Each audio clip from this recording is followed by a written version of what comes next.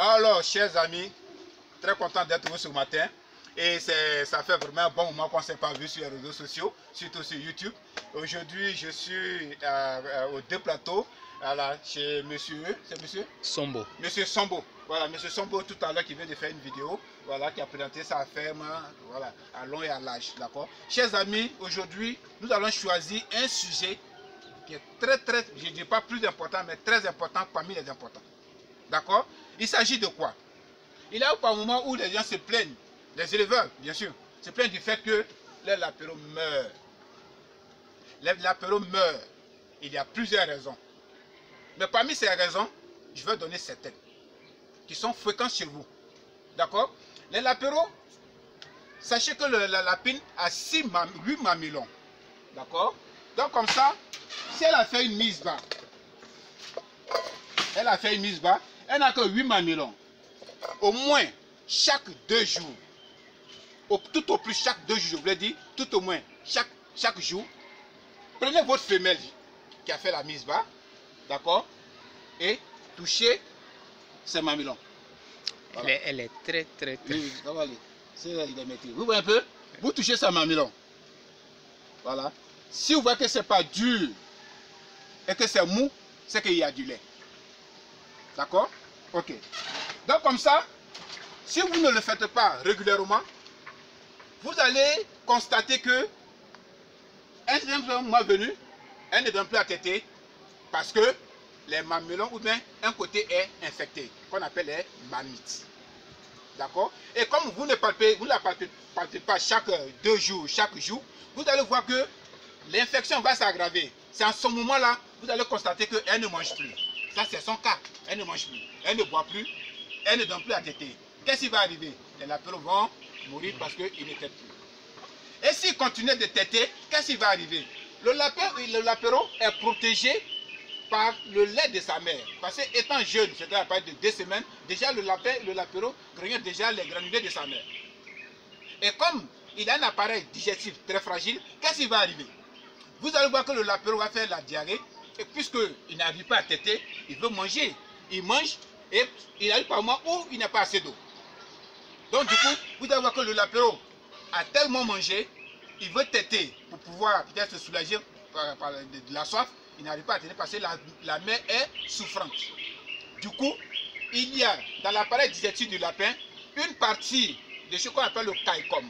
Le caïcum, c'est une partie de l'estomac qui font que les excréments du lapin sont ronds. D'accord? Dès l'instant où il n'arrive pas à digérer et que ce caïcum ne joue pas son rôle, c'est fini.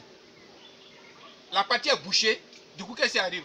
Le lapin commence à faire la diarrhée, commence à avoir ballonnement de ventre et c'est la mort qui s'en suit. D'accord? Donc, qu'est-ce qu'il faut faire? Il faut palper la femelle chaque jour ou chaque 2 jours. Parce que les lapérons, en tétant, ils têtent tellement trop que les bouts de lapin, les bouts font des plaies. Et une fois que vous ne la palpez pas pour vérifier si les mamillons sont opérationnels, vous allez voir que le moment venu, au moment où vous allez vous rendre compte, les grandes mamelles sont déjà infectées, sont devenues dures, si bien que c'est douloureux. La femelle ne donnera plus à téter. Donc, c'est ce que je vous demande. Palpez vos femelles au moins 2 jours après, ou bien 1 jour, tout au plus 2 jours après. Sinon, chaque jour, si vous pouvez la palper, tant mieux. Mais faites au moins chaque 2 jours pour voir l'état de santé de ces mamellons. Puisque si les grandes mamelles ne fonctionnent pas très bien, elle ne produira pas de lait pour pouvoir donner à téter à ses lapines. D'accord? Voilà, chers amis, c'est la leçon du jour. La leçon du jour, chaque jour, palpez les mamellons de vos femelles. D'accord? Si vous arrivez que les mamellons, les mamellons ont commencé à durcir et que ce n'est pas encore aggravé, vous lui faites une dose de penstrep ou de streptopène, qui est un antibiotique très fort. Voilà, ça lutte aussi contre, ça soigne aussi les nécroses de pâte, tout ce qui est infection urinaire, machin. Mais l'antibiotique, c'est un antibiotique qui est très fort. Donc, si vous faites ça au début de l'infection, ça passe facilement. Mais si les grandes mamelles sont devenues dures et que l'infection est avancée, vous allez lui faire penstrep, il se pourrait que la femelle ne s'en sorte pas. Il se pourrait. Il n'est pas qu'il n'y a pas santé, mais il se pourrait qu'elle ne s'en sorte pas. Or, ce n'est pas notre chose. D'accord? Vous allez voir que je vais vous présenter une femelle. Voilà. Voilà. Non, je peux passer. Je vais la récupérer. Je vais vous présenter une femelle qui a un problème de mamelon. Voilà. D'accord. Voilà. C'est ici.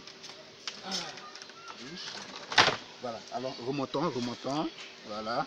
Excusez-nous si on se dépasse un peu chose. Voilà. Bien. Vous voyez? Voilà. C'est devenu un abcès. Vous voyez là? Vous pouvez approcher la caméra, vous voyez bien? Voilà. Tout à l'heure, je vais enlever ça. Tout à l'heure. Je vais la soulager. Voilà. Mais vous voyez?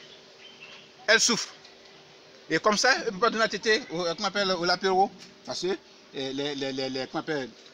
les mammites et les mamillons sont devenus durs. D'accord? Voilà. Donc, chers amis, voilà, c'est pour éviter tous ces désagréments, ces trucs qui rendent la production lente qu'il faut éviter. D'accord? Et merci beaucoup, chers amis. Merci beaucoup chez vous et bon dimanche. Bye.